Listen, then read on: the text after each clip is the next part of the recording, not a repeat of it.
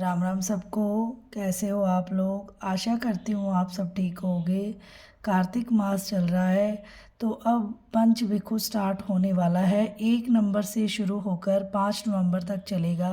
तो जो लोग पंच भिक्षु स्नान करेंगे उनको कार्तिक मास में पंच भिक्षु की कहानी सुनना अनिवार्य है।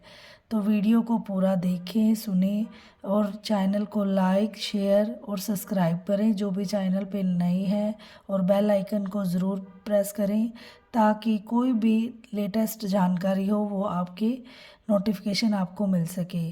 तो लाइक सब्सक्राइब करना बिल्कुल ना भूलें। पंचविकों की कहानी हम शुरू करते हैं। एक साहूकार के बेटे की बहू थी। वह कार्तिक के महीने में सुबह जल्दी उठकर गंगा जी नहाने जाती थी। वह पराये पुरुष का मुंह नहीं देखती थी। राजा का लड़का भी गंगा जी नहाने जाता था। राजा का लड़का कहता था कि मैं सुबह नहाता हूँ और मेरे से पहले कोई भी नहीं नहाता। जब 5 दिन कार्तिक के रह गए तो उस दिन साहूकार के बेटे की बहू नहा कर जा रही थी। राजा का बेटा जा रहा था। शोर सुनकर जल्दी से जाने लगी, जिससे उसकी मोती की माला वहीं पर भूल गई। तब राजा के बेटे ने वह मोती की माला देखी तो देखकर कहा कि यह माला किसकी है जो इतनी सुंदर है, तो पहनने वाली कितनी सुंदर होगी। बाद में सारी नगरी में ढिंढोरा पिटवा दिया कि जिसकी यह माला है वह मेरे पास 5 रात आएगी, तब मैं उसकी यह माला दे दूंगा। और खुद वहाँ तोते का पिंजरा टांग कर बैठ गया।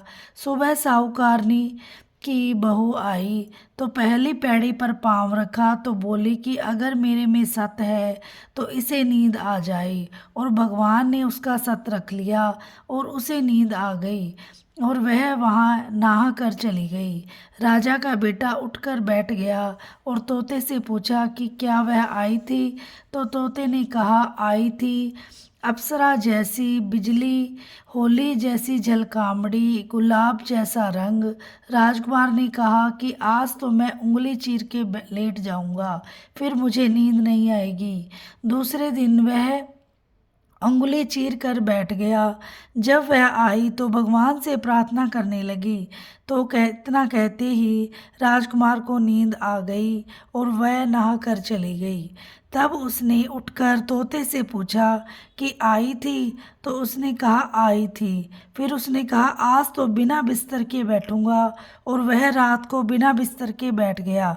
जब वह नहाने आई तो फिर भगवान से वही बात कही तो राजकुमार को नींद आ गई। जब वह नहाकर जाने लगी तो आंख बंद करके चली गई। राजकुमार ने उठकर देखा तो तोते से पूछा तो उसने कहा कि वह तो नहाकर चली गई, और वह बोला कि आज तो मैं आग की अंगीठी रख के बैठूंगा जिससे मुझे नींद नहीं आएगी। और वह अंगीठी रखकर बैठ गया। साहूकार की बहू आई तो भगवान से कहा कि 4 रात तो निकाल दी, परंतु आज की रात तो निकाल दो। भगवान ने उसका सत रख दिया और राजकुमार को नींद आ गई।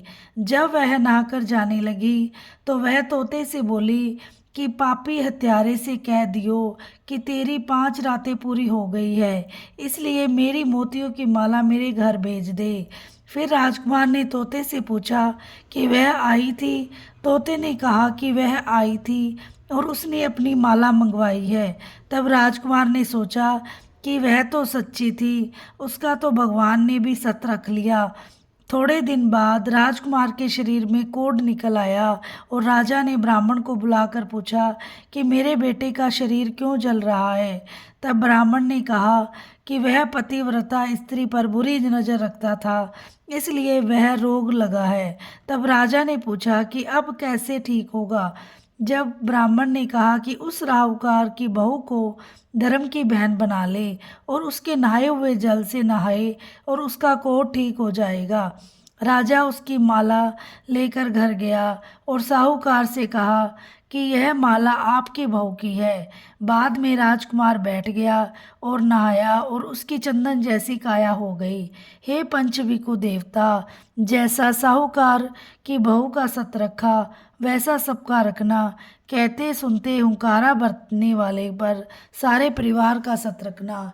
हे पंच भिखु महाराज, सब पर कृपा करना, सबकी झोली भरना।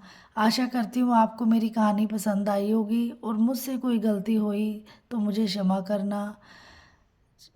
नारायण नारायण श्रीमन नारायण नारायण नारायण भजमन नारायण नारायण नारायण लक्ष्मी नारायण नारायण नारायण जपमन नारायण नारायण नारायण।